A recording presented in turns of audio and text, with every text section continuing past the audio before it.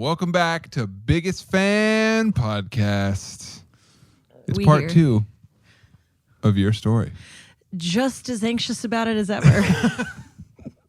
Just as dreadful. Get me through this hour and I'll never speak again. We really do need to get to the bottom of this. Honey, I know. This was a joke. It's only 85% true. You know what it is? Only 85. Whoa, am I going to cry? All right. In part 1, why does that feel so lame to say? In the last episode. In part 1 of Rachel's story. Okay, thank you. We talked about the need for belonging, driving so much, and I think telling your story exposes you to rejection. Oof. And to the opposite of that need for belonging, which is, oh, girl, we don't like you. And so it's hard. It's better to just not share. It is a big wound, but it's such a universal one, but it's certainly very potent for me. I like to talk about my story or myself in very certain moments when it pertains to a conversation, when it helps someone, but to just go on and on feels, I won't lie, it's nice. It's like, oh, this feels good to open up. But I know, obviously with you, I feel safer than anyone, even though I feel rageful at you some of the last time just because you were asking me simple questions. Every moment's an adventure with Rachel. But also, as we've learned in therapy, when there's anger, there's an emotion underneath. And for me, it was fear. And this is scary. This is vulnerable. Stop asking me questions. Why are you asking me about cheerleading? Why is any of this important? This isn't important. I don't want to talk about myself. But underneath that, it's to keep talking about myself is to expose myself to rejection. And that feels scary. And then there's the other voice that's like, this is so dumb. This doesn't matter. Oh, yeah. Which everyone has, but I have really let those voices run my life. Yeah. So here I am back for part 2 to putting yourself to not out there. Let those voices run my life. To tell your story, to put yourself out there. We have for the past several weeks as we've been recording, or months, whatever it's been, Jake will keep being like, okay, is it time to do your story? And I'm like, let's do one more, let's talk about McDonald's French fries in the next, and then we'll do my story. As far as you possibly could. Well, and I'm halfway through. Let's get through this, and then I will be in a coma, and then we'll move on. She's going to sleep for 3 days. Sleep for 3 days, baby. I can't. I have toddlers, and I am pregnant. Well, I'm proud of you. Thank you. For doing it. And now we dive. I actually remember where we were because in my head I was like, ooh, this is a good stopping place, which was kind of the end of college into adulthood, where things really, really started changing in a great way for my life. Tell us. Well, and I haven't actually thought this before, but I think if my life were segmented, the early years were just childhood. And then if high school, middle school were kind of the darkest time really and very lost, college was a placebo of finding myself. A placebo of living a life that felt good. And like I said, perfect on the surface. But I had, in college, fooled myself into believing that I was truly, really living when really it was, and again, this is a college experience. It's this bubble of a world. Yeah, you're in like a video game version of reality. Yeah. And it, like, I think I always feel the need to be like, there are people who don't do that, but I did do that. And there are certain, of course there are people who go to college and have the long term in their mind. That's true. I just don't want to be like, oh, if you go to college, that's what happens, because there are people who will not be that way. But I was definitely like, you and I both just fully lived that. We lived it. And honestly, it was amazing. So much of it. Yeah, now you had a blast. You didn't have, there's regret that whatever word I would choose that isn't regret. Sure. You would have made different choices. I would have made different choices in terms of just partying and whatever else. But I do, just in a totally different way. Well, the same thing I think we both wish we had done was really discovered and lived for our purpose versus just kind of going along with. Yeah, 100%. Right. I wish that both of us would have had the wherewithal to be like, what do I actually want to do? Like, what am I passionate about? Regardless of what anyone else is doing, and everyone else's marching orders, what do I want to do? And we both, weirdly, because now that's like all we do. I know. Well, but and again, like, I don't think either of us. No. And I touched on this last time with the social media thing being helpful in showing you that, oh, there's other kids my age True. doing different things. Now, I don't think social media is the answer because obviously, actually, I think social media can be neutral and your own unhealth is reflected in it. However, there's obviously very toxic parts of it, and that's not the tool that we're going to use for our own kids, but to expand their world. But we definitely did not have expanded worlds in that time. No, we were definitely living within what we had exposure to. Yeah, which has to be common, right? But again, not always. I kind of think, though, this is a total separate conversation. I kind of think that's how we were intended to develop, was like you go from small context in, you're a kid, you have like 3 friends, and then you go to elementary school and you've got like 10 friends, and then you've got 25 friends in middle school, and then high school gets bigger when all those middle schools come together. And then you go to college and it's like, whoa, all the kids from around the state are here and from surrounding states are here. And then that's the biggest exposure to your who you're comparing yourself to. And then you go out into the real world and it's like, okay, I'm now prepared to go into the real world and get exposed to everything. Whereas social media, I think probably the dark side of that is when you are a kid and your brain's not developed enough. Well, no, kids cannot. That's why I keep saying that, but social media is the opposite even of what an they early need. teenager, when you're only supposed to be really comparing yourself to like the 100 other kids that are part of your middle school and early high school, you now have access to the world. Yeah, I mean, And that's I feel why like that's really they weird. it is weird, and that's why they say, when I was a teenager, like we didn't really know how to do hair or makeup because we only had each other. And then now you told me about this. they have all these girlies can do better makeup than me. You're getting tutorials from like professionals. Yes. And at 13. I know. And actually though, what you're dancing. Well, I've seen some of those memes where it's like dancing in 2005. Oh, those are TikTok so kids real. now. Great example of me as a cheerleader. That back then, and then now, yeah. So obviously, like I keep saying, the social media thing. That's not. But you get my point when I bring that up. I think the answer is not, because I love what you said, and that is very true. We are not meant to be exposed to so much so young, and it should happen in these developmental stages. Having said that, the underbelly to that is what happened to both of us, which is this is all that matters. This is the whole world. Yeah. These people Becomes the end all be all. And so I think it's truly the parents' job in their kids' lives to be like, okay, this is which in fact actually speaks to like having that super strong family foundation where it's just like, hey, this is your identity, who you are, not these other people you're going to be exposed to more and more as life goes on, but also letting them see like, that's one way of living. Here's 20 other ways of living. I think that's a huge thing is like, hey, this is great. And I know this is your whole world right now, but the world is so much bigger than this. Like instilling that early. I mean, my parents would say that though, but I think you get locked in. Yeah. I grew up you didn't grow up in a small town. You grew up in a massive city, Dallas, but I grew up in a very small town, and that was the goal. Yeah. It's all trial and error, and each different personality, different kid is going to need a different way of learning and being. That's true. Yeah. There's nothing wrong with that. Right. If that is the version of your life that you want to live. Well, if and it's you're authentic content with to that, you, then feel called to that. Yeah. It's absolutely. about what's right for you isn't going to be right for me, blah, blah, blah.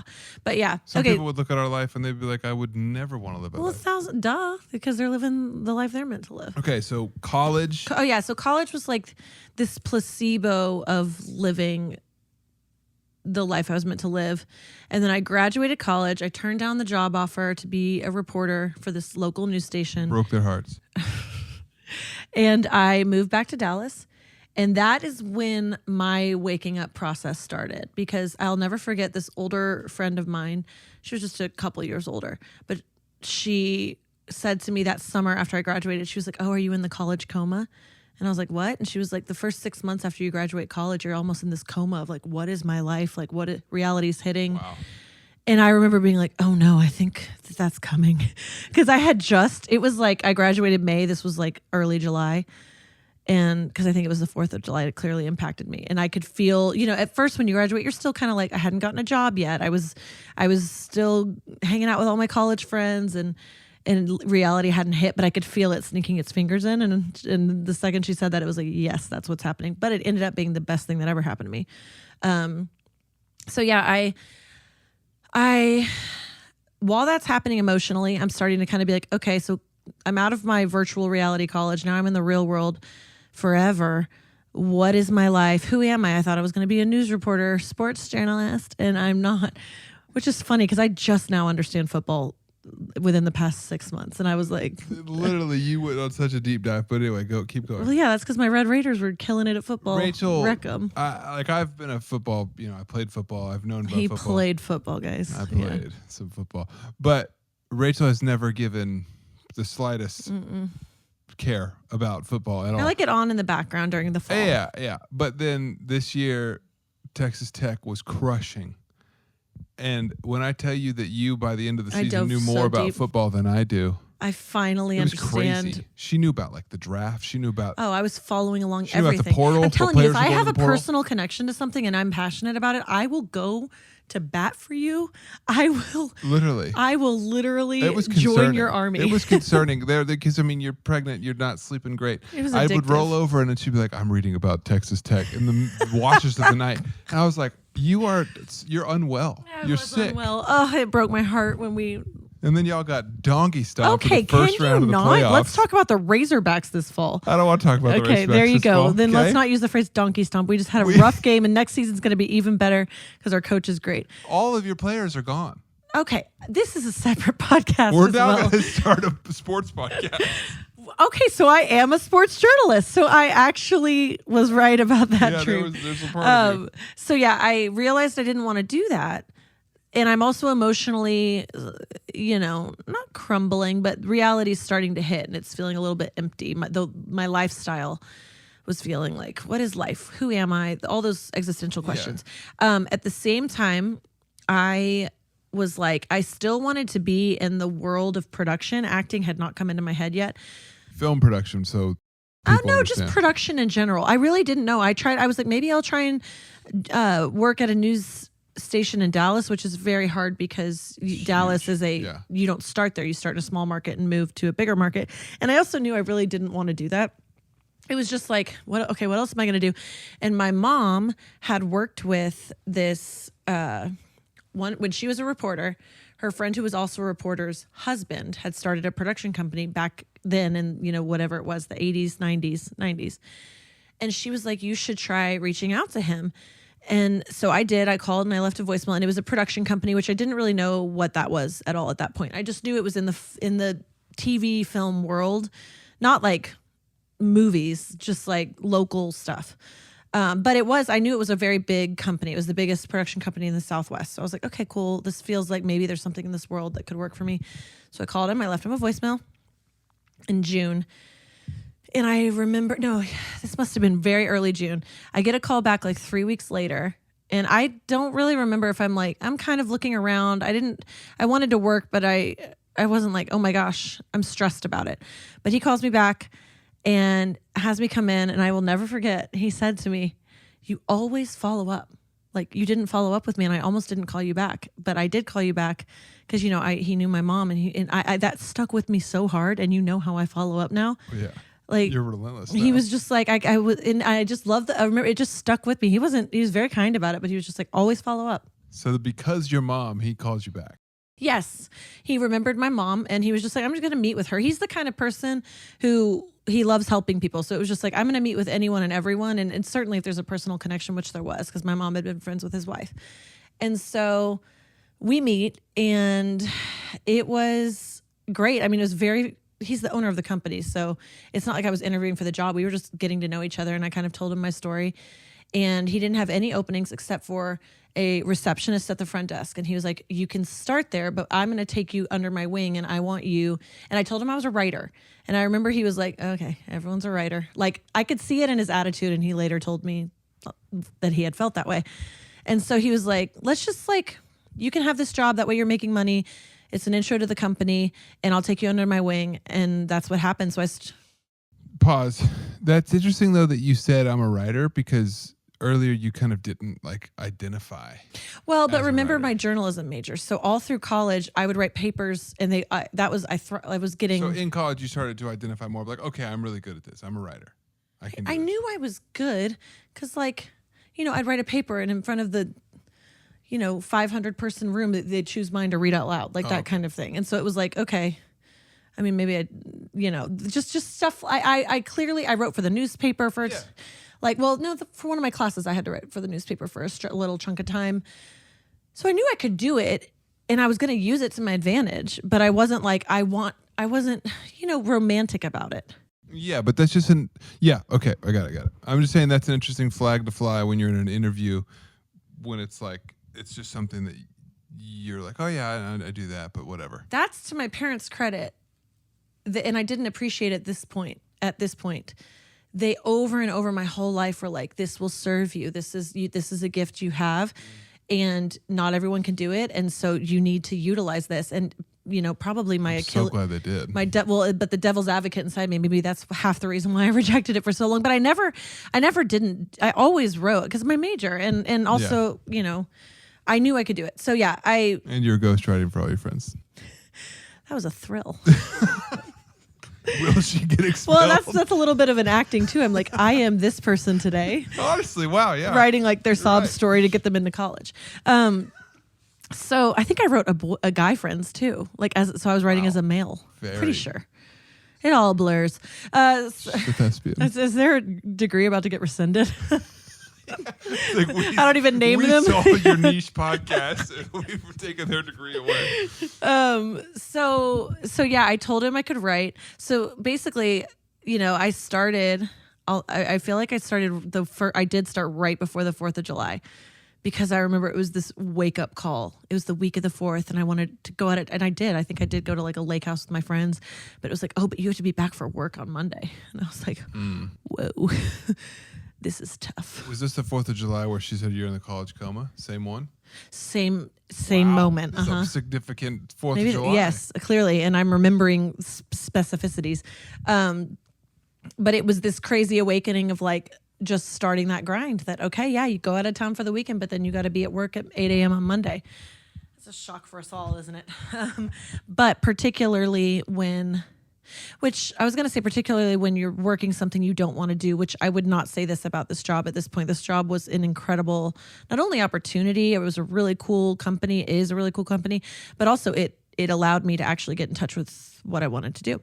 So yeah, so I go to work, and like I said, front desk job. But one of the first things I remember he had me do, the owner, was interview people throughout the company and then do a write-up on like, okay, I talked to Jake Scott because he's the head of original programming. Here's my take on him. Here's how I see him. Here's the vibe, just here's what I learned from him, and here's who I see him to be.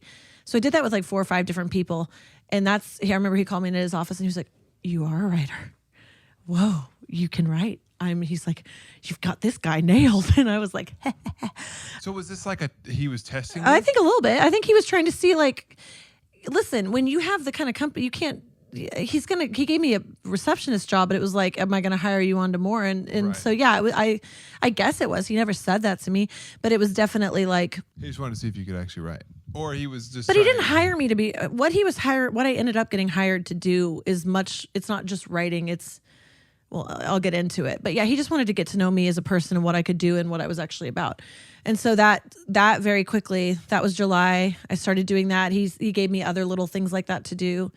And then by like October, he was like, okay, I want you to stop doing the front desk.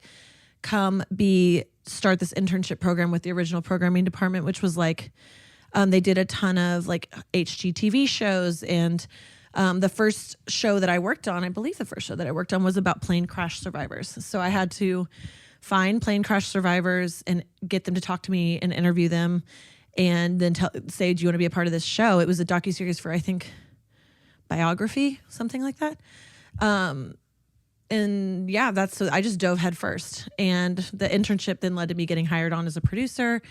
And I mean, it was amazing. It was such a cool job. It was amazing that I was, 22 years old and getting to do, this is his company. It was his, so he could make it, like I was able to have as much responsibility as I wanted, and so it was like, it wasn't like working for some corporation where it's like, okay, now you can claim this letter and then this letter. It was just kind of like, if you're good at talking to people, we need you to go talk to the people and get them to come be on camera. Yeah. And also when you're 22, I mean, one, that's part of what I love doing is talking to people, even if it's hard stuff. Like, hey, I read online that you were in a plane crash 12 years ago. Can you talk about that with me? And would you want to do it on camera? And we're also going to do reenactments of your trauma. And so you were interviewing people while they were on camera? No, I was interviewing people to see if I thought that they should be on the show. Okay. I was like, hold up. The head producer, Kim, who was unbelievable. I'm obsessed with her. She was the one, I believe her and this Brad, who was also amazing. Everyone who worked there was so influential in my life because they were just creative and kind and all the things, and hardworking. And they showed me the whole thing of working there showed me, oh, these boxes I've made for like what creative work is. I mean, this whole stupid cool thing still in my head, right? But it was starting to blow up those boxes because it was like, this is cool. This is amazing. Kim worked in New York for 10 years. You know, all these people had all these different stories, and yet they're living in Dallas, which, you know, my dad was a lawyer in Dallas. So Dallas to me, I saw as business and law and that world. And so to see this whole other world there, which my mom had been a part of, but broadcast journalism, as you've already said, is not creative, right? Look, I need to repair with the broadcast journalist. No, it is obviously creative, but it's just more in that it's a news thing. And so yeah, it started, it was just really cool to have all those opportunities and to get to work on these shows. And I got to travel, and like one of the shows was called Home Strange Home. And I got to go to all these weird, like I went to New York City for the first time to look at this. Alone. Yeah, alone. 22-year-old girl walking the streets alone. I mean, yeah, it's not too crazy, but it was real. I mean, I fell in love with it, and to just like scout apartments for the show or houses for the show. Is this a weird enough house to be featured on our show? So all these things, which like, I think what started happening at the same time was with the whole social world was not enough. And it was like, this can't be my life, just going out all the time with friends. Like, I want more, I need more. And God was truly starting to like, because I had always obviously been, I'd never said I was always a Christian, but I had not like truly walked with God since middle school. Sorry, my phone's buzzing. Popular. God's calling. He said, I'm here. And I felt that. I felt the emptiness of just living for anything other than that. And in particular, when you're just partying still, right? That becomes empty for a lot of people after a time, and it did for me. And so while I'm having this professional life kind of wake me up, I'm also having, at the same time, my personal life is feeling emptier than ever. And so I started training for a half marathon. No, a relay half marathon. I was going to say. So like 7.5 miles I had to train. And thank God I did, because I started listening to some sermons and just like feeling, okay, I need more in my life. I'm still living the exact same way. I wasn't making changes yet, but it was just, okay, I'm craving that, right? You have in this like spiritual awakening, yes. Plus you're getting in touch with like your actual I'm desires exactly. So at work it was like, okay, I'm loving this job, but I started, because for all these reenactments that they would do in these shows, they would hire actors. So I'd be watching the auditions, they'd bring actors in Dallas, and they would audition, and then we'd cast them, and I'd see them on set all day, and I'd be on set all day. And I was like, well, I want to be the one doing it. I don't want to be behind the camera. I want to be the one doing it. Were you looking at that genuinely, being like, I can do that. I can do this. Because you had done it as a kid in theater. That, and I just think when you know you can do something, it's not an ego thing. It's like it's a deep knowing. It's God given. It's like, I just know how to do that, and I want to do that, and I know I can do that. And when like you knew you had it in you. Yeah, it was not. When it's ego, it's false. When it's not, it was just truth to me. I was like, I know I want to do that. I know I can do that. I was still embarrassed about it. That's the whole thing. I was like, I will tell no one. I told my closest friends, because I did. So I started taking acting classes. No, this is what happened. I had a real moment at my desk. I had just started the internship program. So before I got fully hired. So you went from receptionist to the intern. To the intern. Then I got hired, and I believe he retroactively paid me for my internship years, which just says so much about him. He did not have to do that. It was amazing. But yeah, I was still intern prior to getting like hired as a producer. And he liked us to read the Hollywood Reporter every morning to just get a vibe for what was going on in the industry. And I was reading an article about up and coming actresses, like hottest, 20 under 25 or whatever. And I read it and I was like, I can do that. And I want to do that. That is what I want to do. Like it truly felt like a God moment of just in my heart. Like that is what I want to do that. And at this point I had exposure. So again, I'm seeing actors now. And I'm growing up enough to be like, I can't, like, who am I? I am empty here. I want to know who I am. And I really, really, really wanted to know who God was. I just didn't have words for that yet. So yeah, that was that moment. I'll never forget it, like 9 a.m. And then I started Googling. Actually, I think I asked one of the actresses who we hired several times. I was like, who do you take classes with? And she told me this one woman, Teresa Bell, who was unbelievable in Dallas. And I started taking classes with her and fell in love with her. I fell in love with the classes. It was like Monday nights. The highlight of my whole world was to leave work. I mean, I also, the first time wanted to vomit from doing a monologue in front of these 7-10 people, whatever. But it is just, I just was right back in the saddle and loved it. And only told my very closest friends. Like I had a very serious relationship on and off at the time. I didn't tell him because I was just like, this is so. You've told me that before, but it's like. Yeah, I didn't. I only told like my very closest friends because I found it embarrassing. That you were going to acting class. Yeah, I found the whole thing at this stage of life. It was it was not the normal thing to do. Like, this is not in our world. We're not doing, this is no one's saying that to me. And my friends were all great about it. They weren't like, huh? They were all like, oh, they were very accepting of it, which is why I say I created these stories and my wounds created these stories. But I said, I am only going to tell my closest friends because one, it's not accepted. This is still the cool thing. And two, the who do you think you are thing had started. Okay, you're going to go be a famous actress in Hollywood. Or your friends were kind of giving you a little rib? No friends gave me a single rib. This was all internal. Because my friends gave me the hardest time. Dudes give each other hard times. And you didn't carry the wounds I did. True. Your friends could give you a hard time and you could be like, oh, okay. If they had given me a hard time, I think it would have shattered me. Well, thank God they didn't. They didn't at all. It was very. Make you. Okay, so you see the actors. You find out. I'm in the class. I Teresa's. fall in love with it. How long did you do this class? Oh, up until I moved to LA. I was with her. 2 years.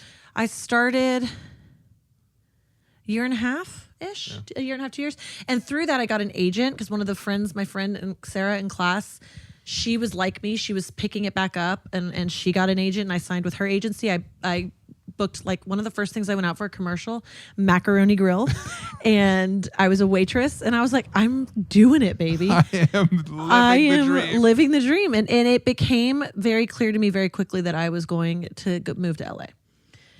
Like immediately upon booking that commercial, like, all right, if I'm going to do this, I got to do it. Or was there any part of you that was like, I could be a huge fish in Dallas? Oh, no, because it was more, I needed to move. My life needed moving. I needed a fresh start. I was never going to become who I was meant to be if I had stayed there. Like I needed to get out and have a fresh start as a human because I was so tied still to the tide of what people thought and who I was supposed to be living there. With that group and with that life. And you kind of had patterns that you were stuck in. Yeah. And that wasn't conscious at that point. I just knew actually from like probably the moment I read that article, I was like, I'm moving to LA. Wow. And then as I got into the classes and it was like, oh, wait. Even before you did the classes, you're like, I'm doing this. Deep knowing and feeling you need to do this. And then everything started falling into place, which is how it often goes when it's, you're meant to do something. It's a God thing. Like it wasn't like, oh, I signed up for the classes and, sucked. And like I got voted to be in the showcase for it right away of the acting class. And I booked the commercial and I started, just things were open doors. Yes. It was. Like and it felt I also this is positive momentum. I'm going 100%. But I knew it. I didn't need convincing. It was just like lining up with what I knew deep inside. And at the same time, I'm really meeting and falling in love with God for the first time as an adult. And that's not coincidence, those things happening at the same time. So I think I just knew I want to pursue this career. And I also want to move to a new city. And I mean, a lot of people have that desire, like to Yeah, you kind of have to go create your Yeah, own. I want to go explore something else and do something different. It's in hindsight that I can see, oh, God had to remove me so that I could finally discover myself because I was so codependent with the world around me. Although I was not codependent to the degree where I wouldn't, okay, I'm going to take the acting classes. I'm going to do my own thing in that way, but I'm going to be very private about it. Yeah, I'm going to tell only the very closest people. But I had to get out of that setting to really just discover myself, which is a tale as old as time. You have to leave home, you know? Totally. So I did. Let's see. So that continued. I kept working for AMS. I got, by the end of my time there, the production company, I had just cast a show. It was about these car auction dealers. Yeah, tell the story. That's awesome. It was just my job. We always had to pitch. They called it sizzles, or like pitching projects. And one of the projects that one of the networks was like, hey, see if you can discover something in this world. It was car auction people, like people who go and cars roll through and there's like they're trying to, I still am like, what? I only was about the people. I was like, not quite sure what you guys are up to, but you're very interesting. But they're trying to buy cars. It's like an auction for cars. And so I went and I found 5 or 6 people and made the little sizzle tape, and they ended up buying that show with the exact people that I found. I just think it's so cool. Like, I'll toot your horn here. As a 22-year-old, you walk in, and to your own words, you didn't really understand what you were even. Well, it's never about. It's not about the thing. It's about the people. Yeah, you know? but that's an inherent knowing. Like, you just had that. Like, a lot of people would go in with like a very textbook. Like, okay, I need to do this, that. But you were just like, you could see the core of it is like the people, the personalities are what's going to make this show interesting. Well, that's what. Yeah, and it was about. I knew I needed to, that was the job. Go see if there's people in this, and it was just about being able to spot them. And you found the people as a 22-year-old who that went on to, like, that show was a very successful show. I think that's so cool. Thank you. But what was crazy about the timing of it was that happened, and we found out it got bought, and it was like, this will be your show. You'll be the head producer on this. And at the same time, the Home Strange Home show that I was working on, I can't really quite remember. There was something happening with that where it was like, you can either take on this show or you could work on a higher level on this other show. And at this point, this was like spring, and I knew I wanted to move that summer, but I hadn't told anyone at work yet. And I was like, I remember talking to my dad, like, there's these opportunities. It's pretty amazing. Like, I'm, to have this, and it'd be more work, like amazing work, more money. You're, what's the word called where you get promotion, pregnancy. But I knew kind of no matter what my dad said, I was like, I'm moving. I know I'm moving. It doesn't really matter what they offer me in any way, how cool it is. Like, I have to finally follow who I am and what I want to do, and not just go, oh, well, this sounds, one, it is cool, and 2, it sounds cool. Like that, I'm done. I just knew I was going to move no matter what. Move, by the way, where I knew no one. No one. There was no opportunity there. Did anyone try to talk you out of it? Oh, my parents were incredible. Now having a daughter, knowing, like, sending her out there, I knew the girl who I lived with was in my acting class. So that was like, while we were in acting class, I was like, I'm moving to LA. And she was like, oh, she was going to FITM, the Fashion Institute. And so she was like, you can live with me. So God provided me a roommate and a place to stay, or a place to live. But that was it. And so my parents, though, had no issue. They were so encouraging. They're like, you've got it. I think they knew what I knew. Deep down, you need to do this. Yeah. Regardless of the work, like, it has nothing. Yes, pursuing your purpose is a massive part of life. But underneath that, it's like becoming who you're meant to be, And so when they saw your life, like the ins and outs of it, yeah, so they were like, they knew. You need to go spread your wings. So I turned down the work. I told them I was moving. I think, though, they didn't know I was acting at all. One of the directors there knew I was acting. But I knew there was there could be an attitude toward actors from a couple people, and I was just like, I was still too embarrassed to tell most people in my life. And so I talked about writing, because I was like, okay, I'm gonna write too. Like, I'm always gonna use that gift that I have, because I'd be silly not to. But really, the passion felt like it was in acting. So I told him, I was like, I'm gonna move there and be a writer. And you didn't even fly the acting flag. Not high. I flew it a little bit with people I knew, and then it was down, and then I was flying the writing. But to the people who already respected you as a writer. Writing felt appropriate. Writing felt like, this is okay to want to do. This is like, okay, it's a little bit out there, but it's not. It's a little safer than it is. It's fully safer. It doesn't sound like you're crazy. Right. Okay. you know? And I get that. Yeah, everyone gets that. So, I moved that August, and the first 6 months, I was like, I am moving home at Christmas. I moved August. I was like, I'll be home in December. I am okay, tell more about that. You move, you have a roommate, and that is truly it. That's you it, knew dog.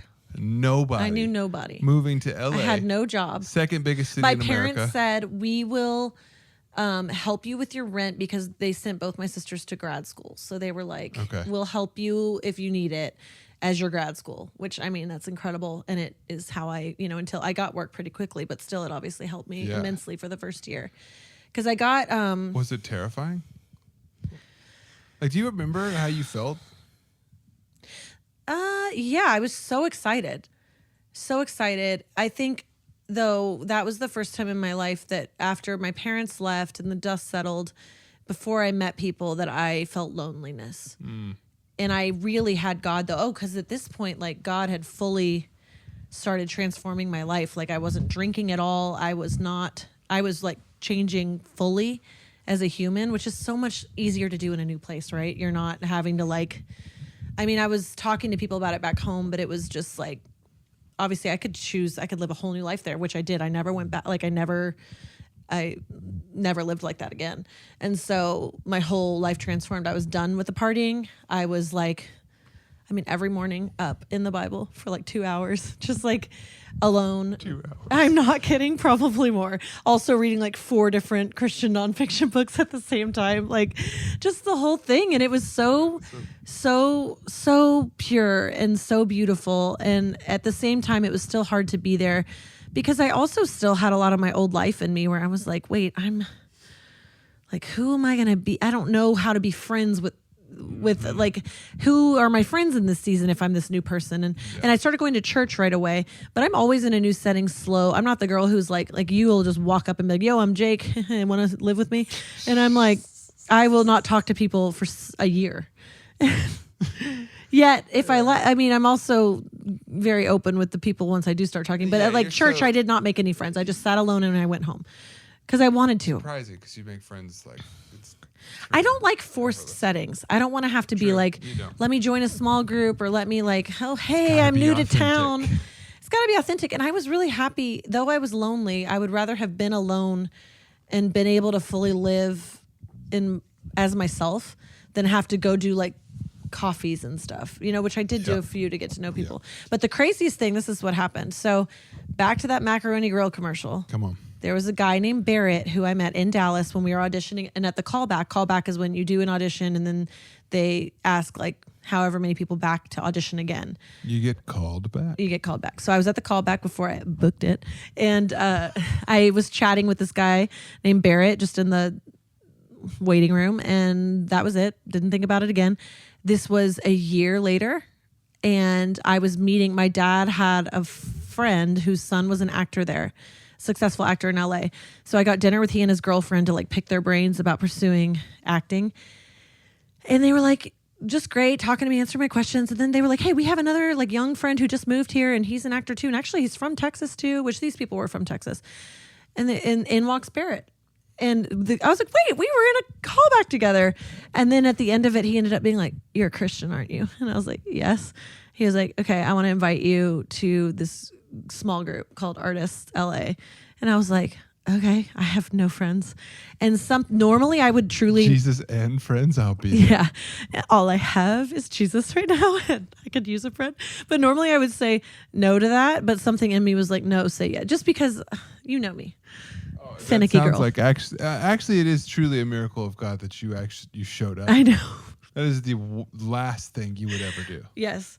Well, because Barrett and I clicked right away. Like I was like, oh, he's like, we're friends. Yeah, but a group of 40 to 50 young actors in LA, you don't know any of them, and you're gonna go and have a little Bible study. I knew I had like, no way. I know, and I did go, and it that probably 2 weeks later, however long after that, and that group is where I met my best friends who are still my best friends today. That is how we met. That's how we met. That is how my whole life in LA bloomed is through that group of people. This is a special group. It's a special group, and also that's just so crazy that this guy, because I never would have heard about it if it weren't for Barrett. Freaking thank God for Shout out Barrett, we love you. And shout out Macaroni Grill. Yeah, the two big. Yeah, that's the two-headed monster. Yeah. That was kind of the start to my LA life. There was just like diving into this group. I found real community. I found amazing friends. I was just truly so joyful and so happy. We were all like, everyone was wacky and pursuing their thing. And like, again, we've talked about this before, but living in LA at that time of life is so incredible. Like it was so amazing. So fun. So just there's nothing like it. And probably in your early 20s, there's nothing like that no matter where you are. But for us, it was just magical. And so, yeah, I look back though. I mean, when you talk about the career side of it, I was still writing. And I remember like along the way, different, because I still didn't like writing, but I was doing writing because I knew I was needed to do writing. Why didn't you like it? It felt like cutting teeth to me at first. So I liked writing. I wanted, like, the type of writing that comes the most natural to me is like if I wrote a magazine article. I just didn't know how to write a screenplay yet. And I was like, I don't want to learn how to write a screenplay. I just want to be cast as an actor. But I had an acting class that I was taking, and the guy was like, I want all of you to write a scene. This is where the world's going. You need to be able to create for yourself. And he's right. And so he had us write, everyone wrote a scene, and, you know, a couple of people put theirs up, and I was like, oh, because it was very easy for me to write a scene. Right. And I was like, okay, I could see that, like, well, to be honest, like, did you see the other scenes? You're like, oh, these kind of suck. A couple, yeah. And then you're like, oh, wait, I think I could do better than this. And I did mine, and he was like, yeah, this is a scene. And yeah. I think it's a necessary part of being an artist is you have to look at other people and be like, wait, not everyone. I think I can do better than that. Well, just realizing that I think if something comes naturally to you, you assume everyone else can do it. Right. And so, yeah, that helped. But then along the way, I'm still acting. I did a ton of short films when I first moved, just so many. Well, that's my next question is like, because I truly actually don't know what this is like because I didn't experience this. You move to town. You've got a roommate. You're in downtown LA, which if you know anything about LA, that is not. It's not a common place to live. That's not where you want to be. No, that's where the Fashion Institute was. That's why we live there. But how do you, like, what do? Do you go look up acting classes? Do you go try to find casting directors? Like what I remember that was the big question I asked my Dallas agent because he had been an LA agent for like a decade. And I remember being like, what am I supposed, exactly that question. Like, what's the first step I take? And I remember he gave great advice that I didn't want to hear at the time. He was like, you need to make a life there first. Like, find a day job, which I found very, very flexible day jobs is what we call them, where it's just like your job to make money when you're pursuing whatever you're pursuing. I found those pretty quickly. But he was like, find your day job, find your neighborhood, find friends. And I was like, I don't want to do any of that. I just want to be an actress, okay? Act. Yeah. But he did. I found an acting class before I even moved to LA. This acting coach came through Dallas and did a workshop, and I did it and loved it. And so I started taking classes. Was it Will Wallace? Oh, duh. Yeah. Will Wallace. Yeah. Love him. Shout out Will Wallace. So I took classes there, which helped. And then, you try to find an agent or a manager, which I look back now and I turned some things down due to feeling like, well, I can't possibly do that because I'm a Christian. And now I'm like, oh, probably that was fine. Sweet young Rach. You just have these, you self-imposed things. Very pure-hearted, very good intention. So I definitely had some of that going on. But yeah, I did end up signing with an agent and working, and I'm booking short films, commercials, all of that. And you jumped into Will Wallace's class like right away. That was probably great to have some sense of like, oh yeah, all right. Well, and he would get us auditions too, because he was producing stuff, directing, whatever he was doing, making films. My brain is this pregnancy brain. I can't even think of the word making films. You got this. You're doing great. So yeah, that carried me through. I mean, and you met me then, and that was the next several years was just grinding it out. And yeah, when I came into the picture, I mean, you were auditioning all the time. You were going to classes all the time. You hadn't really started writing yet, though. No, the first big thing I wrote that shifted things for me was writing a play with one of my best friends, Zan. and we wrote a play for Fringe Festival, Hollywood Fringe, which Fringe is like a worldwide festival. And it unlocked something in me because I think writing before that felt like kind of like the way acting can feel, where you're just like, well, I'm doing this, but what difference does it make? Like, I can't see this through to fruition. And with acting, you know, you can audition, but then you can't go make the movie alone. And so it was very amazing to write a play. And then we did the play through a summer, and it went so well. And it unlocked in me like, okay, this is how, like, this kind of writing I love and I can do. And it got optioned.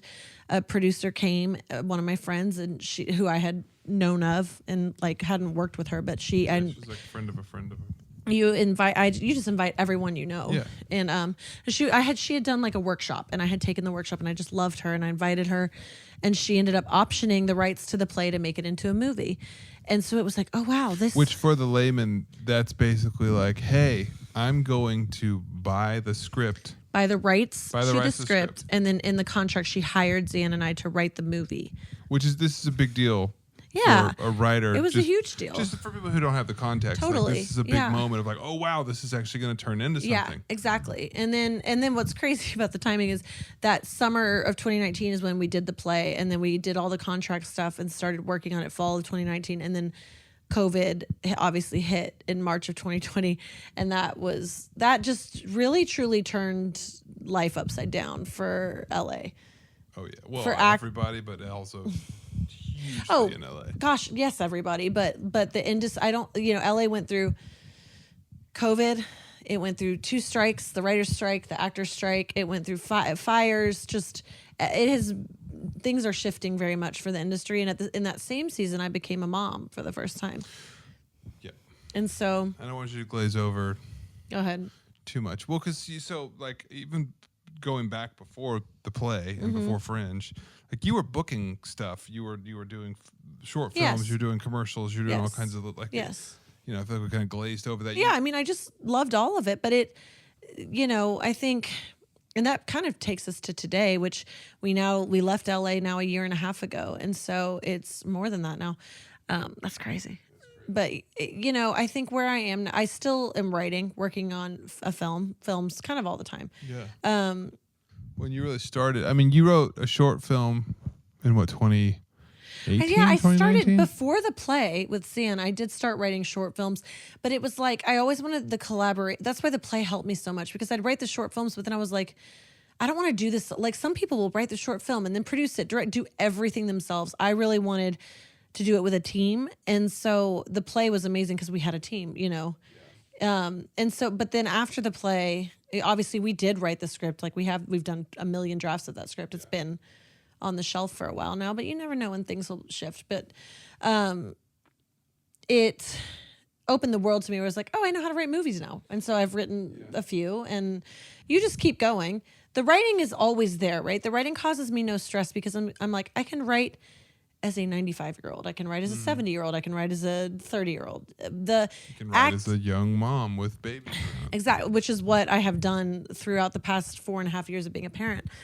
But the acting piece is what I'm still just like, because I think over those years of pursuing it in LA, and I think becoming a mom in the same season of COVID happening, and COVID shifted things big time. Like, it just changed things. And I think I also was like, okay, as a mom, like, how do I want to spend my time away from my kids? I still am going to work, but what does that look like? What do I want to pursue? Like, before you have kids, it's like, yeah, I'll do 2 acting classes a week, and I'll do this and I'll do that. But then you have kids, and obviously that shifts, and you have to really think about what it is that you want to do. And I think I really felt after just Ruby, I continued. But then when Shepard was born, I was like, I don't even know if I love this anymore. I don't know how I feel about this anymore. Mm-hmm. And the industry felt like it was in such an insane place that I was like, what am I even? I mean, probably I let all sorts of, there was some reality to it, and then there's also negative emotions to it, and then there's also just fatigue of, it's such a hard thing to pursue. So freaking hard, and becoming a parent complicates that, because I will not spend time away from them that isn't time that is like super valuable.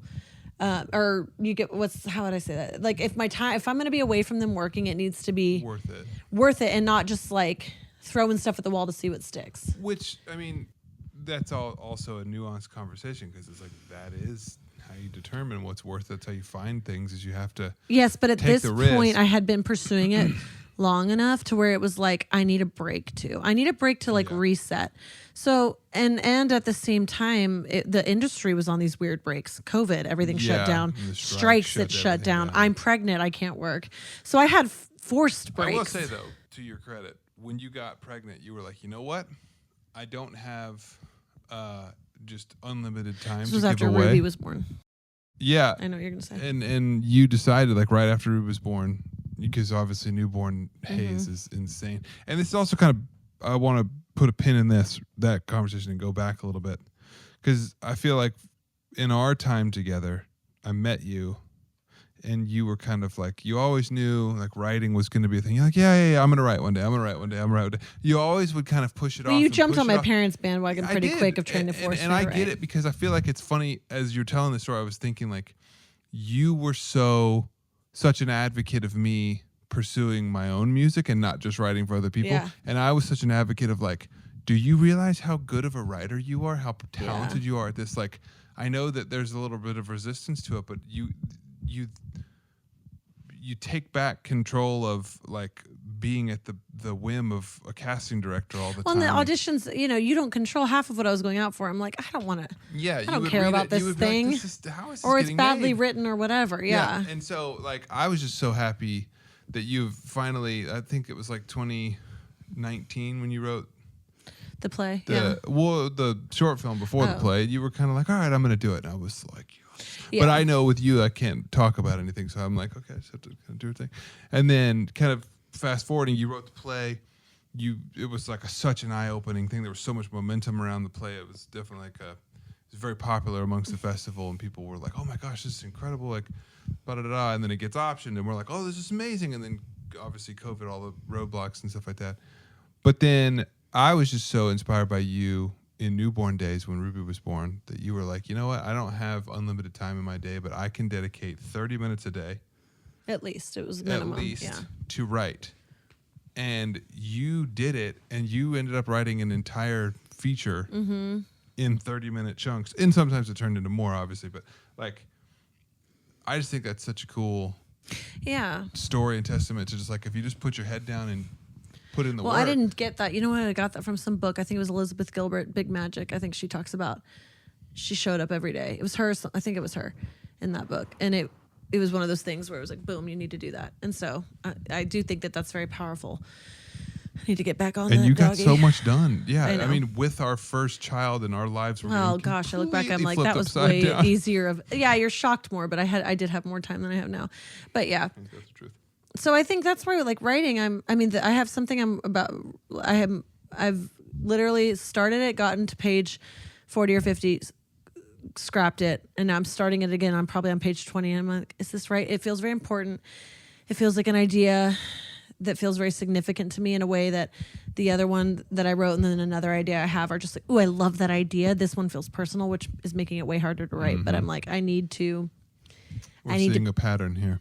If it's personal, it's like, but I need to pick it. I need to do that. But that doesn't, I know I'm going to do that. The acting thing, I think it's like until you're, I don't know. Everyone has their own experience, but I'm just like, there's so little control you have when you're not able to create your own path. And so, and that's not the case for everyone. Some people get lucky and get a great project, but like a lot of the auditions I was getting, I'm just like, I don't want to do this, or this doesn't resonate, or it's a lot of work for nothing, or whatever. And I think at first that was totally fine. That's part of it. But then again, becoming a mom, it just got to a place where it was like, I need to lay this down. And also, again, the industry was in such a crazy place, so I did lay it down. And then now I'm just like, okay. I've been observing in myself the past probably year of being in this season, and I'm like, I do miss it. I do love it still. Yeah. Because I really have like laid it down. And I just, these younger years with our kids are just so crucial that for them. and for our relationship with them, that I think that's why I'm so picky about like anything I do. My time is not mine anymore. And so it just has to feel really like I actually need to be doing it and not just like, let's try it out. But I do miss it, and I am excited, but I feel so free with it. It was consuming to me for years. It felt like if I don't succeed in this, I'm not worthy. And that has been stripped of me in the very best way, where, where I'm just like, and the whole answer to this, my whole story of that answer of, do I belong? I'm like, thank God, as I get older, finding that yes answer in the healthiest way possible in God. It's like, I don't need that worth hit from outside anymore. Now, that will always be a struggle for every human on earth, but it does not have the hold on me that it had, where I was meeting it through other people and then through, I need to be a successful actress. Like, now that I found the thing that I actually am passionate about, this is actually me. I'm actually living, doing the thing that I want to do versus what I think is cool in my hometown. Then I better be successful at it, or I'm failure, and I'm not worthy. You're going to be the laughing stock of your old friend group. I don't know if you ever felt that. I hadn't told enough people, but probably, it was more just about my internal worth question was so loud that it was like, regardless of if I knew I'd be accepted back home or not, it was like my worth is dependent upon success. Yeah. And I do feel like I'm at this place where, especially like getting to do this with you, writing with you, with your music, which is it's such an outlet that's so good for me, because I don't feel, it's like, oh, this is a creative outlet that is separate from me, and I can taste creativity without worth attached. And that is actually how all things should be. It should be, yeah. Right, but I can experience it through you. And answering the question, like, I still will battle that lie from third grade of you're not creative, you're not creative. And that's insane to me. That is so clearly like the enemy will attack what's true. And he'll try to distract you from the gifts that you have, because you are one of the most creative people I've ever met. Well, it's just in your DNA. You don't have to try. So let's just move right along. You can't talk about it. You can't talk about it. I know, but today's not the day that's going to heal. You know what I mean? Give me a year. And so see you next year. Yeah. But I definitely feel the most healed in these areas. It is not linear. I will say I can attest to that. Yeah. You feel very just settled. Me personally, like, you feel very settled. Yes, I'm excited. You disagree, it sounds like. I'm excited to see what. Say it. You're afraid. Just spit it out. I'm excited to see you pick that application of, I'm going to dedicate 30 minutes a day to this again, because I know the idea you're talking about, and I do think it's really special. The and I film? think that there's a ton of resistance to the film that you're writing. But we've gotten, like you said, in a season of chaos, like, we collaborate so much. Yeah. And we work together so much. We write together so much. And that's a different podcast episode of, creative collaboration. Collaborating together with your best friend and worst enemy. And your hi. I'm not going to say anything. But it was funny. You're supposed to laugh. You looked scared. It became serious. Should I say? I just think I'm excited to see what you're going to do next. Yeah, well, and I think the key actually to all of this is, and probably this podcast is the answer to this, it's been really easy for me to put myself out there in a way that still feels safe. And which is not actually putting yourself out there. Exactly. Well, but this is we are that's actually putting ourselves out there. That's what I'm saying right now. This is. Oh, I think doing that unlocks something in life, in every area of your life. Yeah. And so, 'cause if it's almost scary, it's probably not pushing you far enough. And yeah, it's easy for me to pursue a dream when, like, I moved to a new city away from everyone and no one really knows. And that was years ago now, but still, I still have that version, that thing in me that in this season God is really healing and unlocking of stay mostly hidden so that you can't be hurt. Mm-hmm. And now I will not do that anymore. Even like doing, this is so silly. I'm so pregnant right now and I feel so bloated. And I'm like, why do I have to start this podcast when I feel like a whale? Like, can it be when I feel my best? And I was like, maybe that's part of learning vulnerability. Like, again, you don't have to feel perfect to put yourself out there. And so here I am. It's not the belly, dude. It's just every other part of me that feels like, honey, Anyway, my point is, I think just starting to put yourself out there before it's perfect and in the imperfection and in the areas that are really scary is the whole point of this for me. And that's going to unlock whatever acting is, whatever writing is, whatever this podcast becomes, whatever, you're working with you looks like. Like, it's all part of what I want to do. I have learned that. I used to really want to do just one thing. I want to just be an actor. I don't want to be anything else. And now I'm like, ooh, I love the idea of having a lot of different creative pursuits. Yeah. That feels like enough, right? That's a little, like, you are now allowed to be done. Are we at an hour? That's a lot You're of allowed Rachel. to be done, babe. We've done it. But I will say what I hear you saying in that is you feel a newfound freedom to be messy. I wouldn't say process. I feel a freedom. I still feel just as scared, but I feel ready to push through the fear and be. And come on, baby. Yeah. Hot. All right. Just in time to have another kid and jump right back into the deep end of chaos. Yes. All right. I love you. Love you. Thanks for bearing with me through the intense anxiety this gave me. We will debrief off camera. We will debrief. All right. We love y'all. Love you. See you next time. See you next time. He's a broadcast journalism major. I should have been. All right.